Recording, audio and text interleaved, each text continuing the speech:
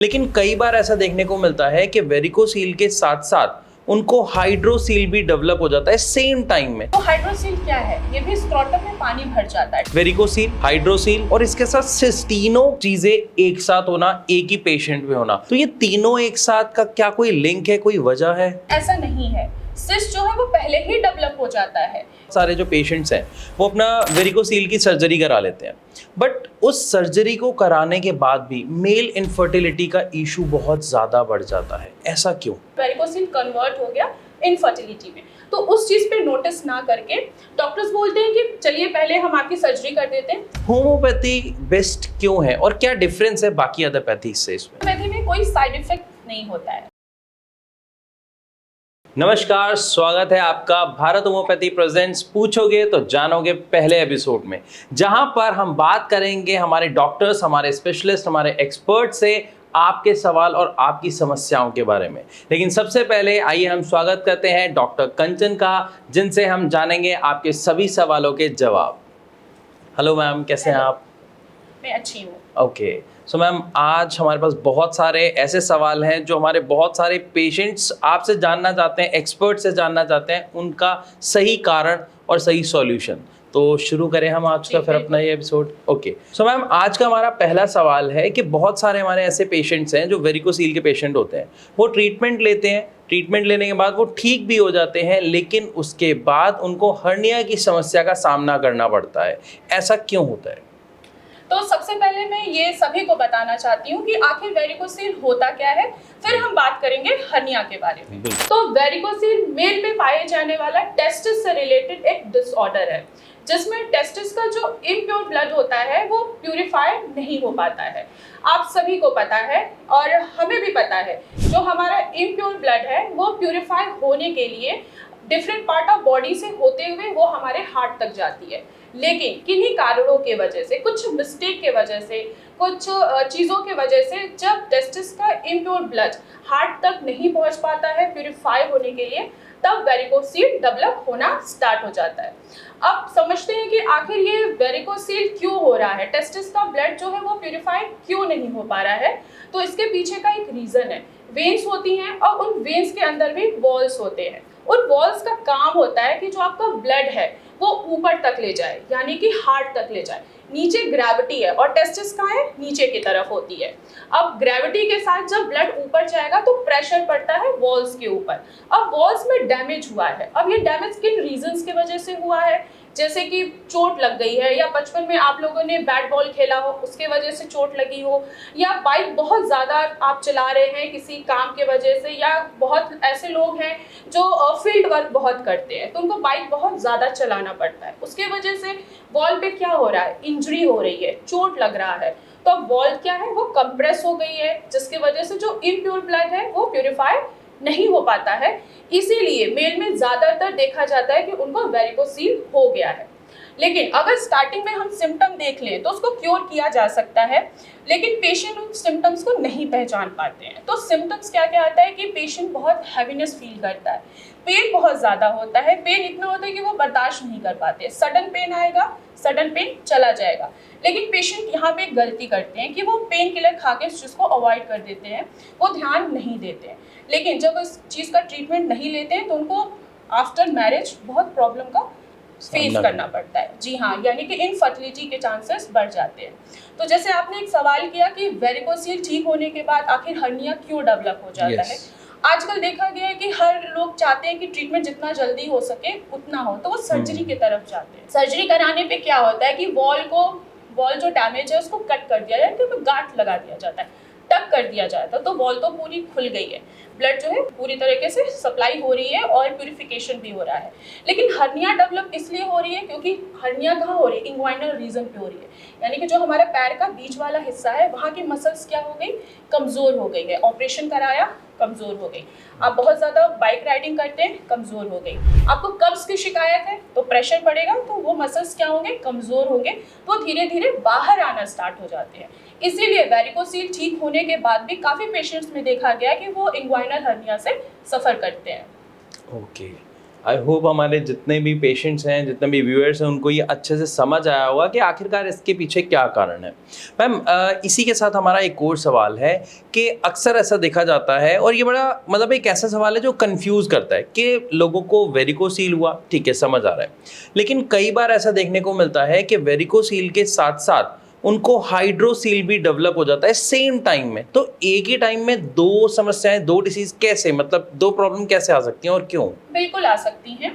देखिए, वेरिकोसील अभी मैंने आपको डिफाइन कर दिया कि होता क्या है। तो हाइड्रोसील क्या है? ये भी स्क्रोटम में पानी भर जाता है, टेस्टिस से चारों तरफ पानी भर गया। अब पानी क्यों भरा है? आप ऑलरेडी वेरिकोसील के पेशेंट्स हैं, फिर भी आप प्रॉपर ट्रीटमेंट नहीं ले रहे हैं। जब आप प्रॉपर ट्रीटमेंट नहीं लेते हैं तो आप उस चीज़ को इग्नोर करते हैं। आपको पेन हो रहा है, पेन किलर खा लिया, कोई एक्सरसाइज, सिंपल से एक्सरसाइज कर लिया, या काम पे आपने 2-4 दिन का रेस्ट कर लिया, लेकिन आपने अपनी बीमारी पे ज़्यादा फोकस नहीं किया।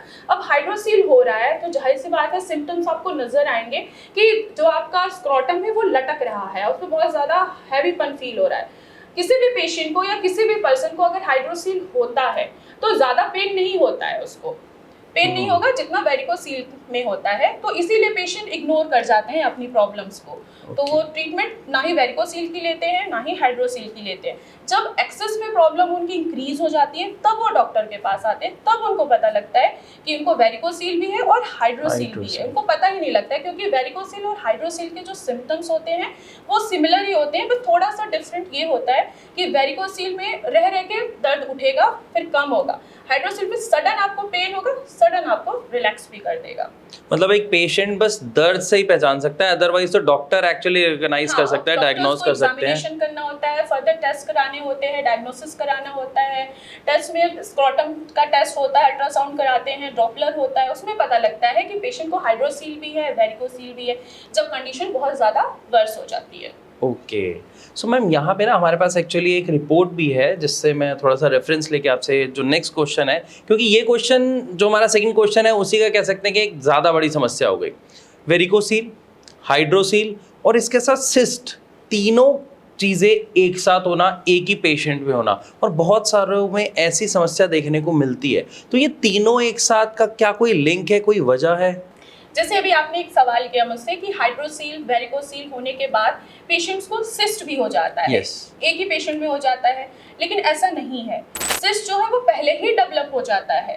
पेशेंट को फील होता है कि उनको टेस्टिस पे कुछ गांठ लग रहा है, पानी जैसे इनको फीलिंग होती है। जब भी वो टच करेंगे उनको लगेगा कि हाँ वहाँ पे पानी है, गांठ है, वो मूवमेंट कर रही है, लेकिन पेशेंट उसको इग्नोर करते हैं। वो अपने काम में बिजी होते हैं, उनको इतना ज़्यादा प्रेशराइज होता है, आजकल प्राइवेट जॉब है, बहुत प्रेशर होता है, तो पेशेंट वहाँ पे अपनी प्रॉब्लम्स को इग्नोर कर देते हैं। लेकिन सिस्ट पहले ही डेवलप हुआ रहता है। जब वो रिपोर्ट्स कराते हैं तब उनको पता लगता है कि उनको सिस्ट, हाइड्रोसील और वेरिकोसील भी है। ओके, मतलब सिस्ट पहले ही बनने में आ जाता है, हम ये कहें कि स्टेज 1। हाँ, स्टेज 1 ही है वो, सिस्ट है, उसके बाद फिर वो वेरिकोसील और हाइड्रोसील डेवलप होता है।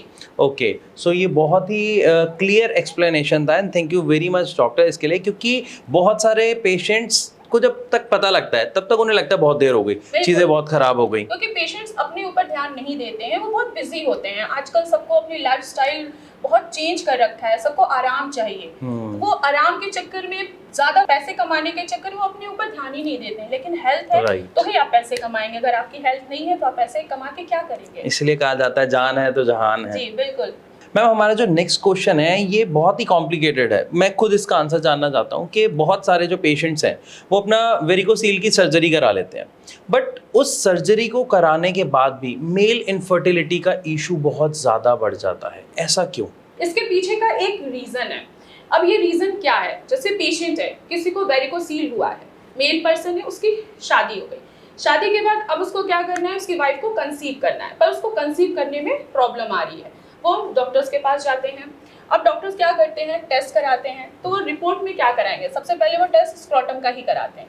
वहाँ पे पता लगता है कि पेशेंट को वेरिकोसील है, लेकिन जो उसका मेन कारण है, आखिर पेशेंट को इनफर्टिलिटी क्यों हुआ, क्यों आखिर उसको वेरिकोसील डेवलप हुआ, क्या ऐसा रीज़न है जिसकी वजह से उसको वेरिकोसील हुआ और वेरिकोसील कन्वर्ट हो गया इनफर्टिलिटी में। तो उस चीज़ पे नोटिस ना करके डॉक्टर्स बोलते हैं कि चलिए पहले हम आपकी सर्जरी कर देते हैं, सर्जरी हो जाएगी, सब कुछ नॉर्मल हो जाएगा तो आपकी वाइफ कंसीव कर लेंगी। लेकिन उसके पीछे का कारण क्या है कि आप वेरिकोसील की वजह से आपका जो स्पर्म काउंट है वो कम होता चला गया। अब वेरिकोसील है पेशेंट को, जाहिर सी बात है कि टेस्टिस का टेम्परेचर हमेशा नॉर्मल होना चाहिए, यानी कि हमारी जो बॉडी टेम्परेचर उससे भी लो होना चाहिए, तभी वहाँ पे ठंडक रहती है और जो स्पर्म है वो ठंडे चीज में ही जिंदा रहता है। अगर हीट होगा, गर्म होगा तो वो डेड होता चला जाता है। तो वहाँ पे डॉक्टर्स चीज को नहीं पकड़ते हैं, वो सीधे सर्जरी कर देते हैं। वॉल है, वॉल डैमेज हुआ है, उन्होंने कट किया, गांठ लगाया और बोला आप पूरी तरीके से ठीक हो, लेकिन फिर भी वहाँ पे पेशेंट क्या है, उनकी वाइफ कंसीव नहीं कर पा रही, क्योंकि उस चीज़ों को उन्होंने नोटिस ही नहीं किया कि वेरिकोसील है। तो आखिर स्पर्म के ऊपर उन्होंने नोटिस ही नहीं किया। जब स्पर्म काउंट कम होगा, उसकी मोर्टेलिटी कम होगी, उसकी क्वालिटी कम होगी, तो जाहिर सी बात है पेशेंट सर्जरी कराने के बाद भी वो कंसीव नहीं करा पाते हैं, तो इसीलिए वो इनफर्टिलिटी के शिकार बने रहते हैं। तो मतलब ये कहना फिर गलत नहीं होगा कि जिन लोगों को वेरिकोसील होता है उसमें ज़्यादातर केसेस में ऐसा देखने को मिलता है कि उनको मेल इनफर्टिलिटी का जो इशू है वो फेस करना पड़ता है। बिल्कुल, वो करना पड़ता है। जैसे कि वेरिकोसील है, तो वेरिकोसील में टेस्टिस का टेम्परेचर हमेशा हीट रहेगा, गर्म रहेगा। बहुत सारे ऐसे पेशेंट हैं जो आके बोलते हैं कि मैम हमारा टेस्टिस जो है वो बहुत गर्म रहता है। अब गर्म है तो स्पर्म डेड होंगे, तो डेड होंगे तो वो कैसे करेंगे, प्रोडक्शन कैसे करेंगे, नहीं हो पाएंगे ना, रिप्रोडक्शन हो ही नहीं पाएगा, इसीलिए। ओके, सो अब जितना भी अभी हमने डिस्कस किया इसके बेस पे एक मेरे दिमाग में जो एक कॉमन सवाल आ रहा है कि अगर किसी को भी कोई भी प्रॉब्लम है तो हम क्या करते हैं, डॉक्टर के पास जाते हैं। अब डॉक्टर्स, अगर हम ट्रीटमेंट की बात कर रहे हैं यहाँ पे, तो जनरली हमारे पास 3 तरीके की पैथी होती है। एलोपैथी मोस्ट कॉमन जो हम शुरू से जानते हैं, Ayurveda and homeopathy. So homeopathy best क्यों है और क्या डिफरेंस है बाकी अदर पैथी से इसमें? देखिए, मेरा मानना है कि कोई भी पैथी बुरी नहीं होती है। Right. एलोपैथी अपनी जगह बहुत अच्छी है, आयुर्वेदिक अपनी जगह अच्छी है और होम्योपैथी अपनी जगह तो अच्छी है ही। लेकिन मेरा मानना है, जो मेरा एक्सपीरियंस रहा है होम्योपैथी में, तो होम्योपैथी में वेरिकोसील, हाइड्रोसील या इनफर्टिलिटी के केसेस मैंने खुद देखे हैं और वो ठीक भी हुए हैं। होम्योपैथी में हम मेडिसिन क्या सोच के देते हैं कि पहले पेशेंट की कॉज देखते हैं कि आखिर उसका रूट ऑफ कॉज क्या है, किसके वजह से आखिर उसकी प्रॉब्लम हुई है, पेशेंट को किस वजह से आखिर उसको इनफर्टिलिटी हुआ है, वेरिकोसील क्यों डेवलप हुआ है, हर्निया क्यों डेवलप हो गया, हाइड्रोसील क्यों डेवलप हो गया। कॉज देखते हैं, फिर पेशेंट के सारे सिम्टम्स लेते हैं, टोटलिटी ऑफ बेसिस पे हम मेडिसिन प्रिस्क्राइब करते हैं, देन कस्टमाइज मेडिसिन देते हैं जिससे पेशेंट को अच्छा रिजल्ट आता है। तो मेरे अकॉर्डिंग होम्योपैथी बहुत अच्छी होती है। नहीं, मैं सॉरी अगेन आपको यहाँ पे कट करूँगा, लेकिन होम्योपैथी अच्छी क्यों है? देखो अभी आपने खुद कहा कि बाकी पैथी भी अच्छी हैं, रिजल्ट्स वहाँ पे भी है, वाई होम्योपैथी? ये मेरा एक बहुत बड़ा सवाल है, क्योंकि आई होप हमारे व्यूअर्स वगैरह सब यही जानना चाहते हैं कि होम्योपैथी के, अच्छा एक और चीज़ है कि होम्योपैथी से रिलेटेड बहुत सारे लोगों के दिमाग में मिथ भी होते हैं, इसीलिए मेरा ये सवाल है कि ये बेस्ट क्यों?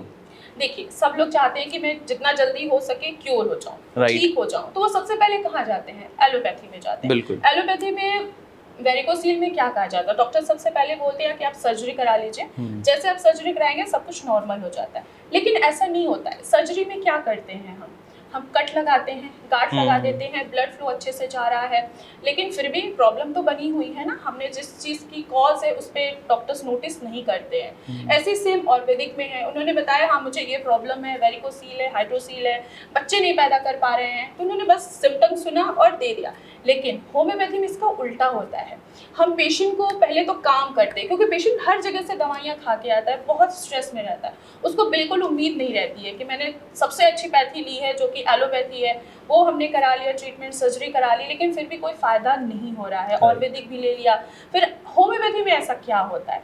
होम्योपैथी में कोई साइड इफेक्ट नहीं होता है, सबसे पहली बात ये, और जो कॉज है उसको ट्रीट किया जाता है, तो जाके पेशेंट की डिजीज़ ठीक होती है। जिससे मैंने अभी स्टार्टिंग में बोला ना कि टोटलिटी ऑफ सिम्टम लिया जाता है। टोटलिटी ऑफ सिम्टम का मतलब है कि पेशेंट के माइंड में क्या चल रहा है, वो क्या सोच रहा है। वेरिकोसील जब तक उसको नहीं पता था उसका नेचर कैसा था, अब जब उसको पता लग गया तो अब उसका नेचर कैसा हो गया। आपने भी देखा होगा कि जिन भी पेशेंट को कोई भी बीमारी हो, चाहे वो वेरिकोसील की हो, चाहे किडनी हो, चाहे अस्थमा हो, वो जब तक उसको पता नहीं होता है वो ठीक रहता है, राइट, बिल्कुल खुश रहता है। जैसे उसको पता लग जाता है वो सैड हो जाता है, वो चारों तरफ ट्रीटमेंट होता है, लेकिन जब उसको कहीं इलाज नहीं मिलता है वो उदास हो जाता है, उसको लगता है मैं अब ठीक नहीं होऊंगा। तो होम्योपैथी मेडिसिन में पहले उसके माइंड को ट्रीट किया जाता है, उसके माइंड से उसकी जितनी भी प्रॉब्लम है उसको निकाला जाता है, उसके बेसिस पे मेडिसिन दी जाती है जो कि कस्टमाइज की जाती है, देन जाके पेशेंट क्योर हो जाते हैं। वंडरफुल। इन शॉर्ट कि हम रूट कॉज पर काम करते हैं और समस्या की जड़ को खत्म करते हैं, जिसकी वजह से हमें पेशेंट पूरा ठीक देखने को मिलता है। बिल्कुल, होम्योपैथी में रूट कॉज देखा जाता है। आखिर कॉज क्या है, क्यों आखिर पेशेंट को प्रॉब्लम आई है? Thank you so much doctor, and I hope आपको भी काफ़ी अच्छे से हमारे सभी सवालों के जवाब आपको समझ आए होंगे। यहाँ पर अगर आपका कोई सवाल है जो आप चाहते हैं कि हम अपने एक्सपर्ट से पूछें, डॉक्टर्स से बात करें और सीधा आपका सवाल अपने डॉक्टर्स तक पहुँचाएं, तो आप कमेंट के माध्यम से अपने सवाल ज़्यादा से ज़्यादा हम तक पहुँचाएं। So thank you so much. Bharat homeopathy presents, पूछोगे तो जानोगे के मिलेंगे नेक्स्ट एपिसोड में।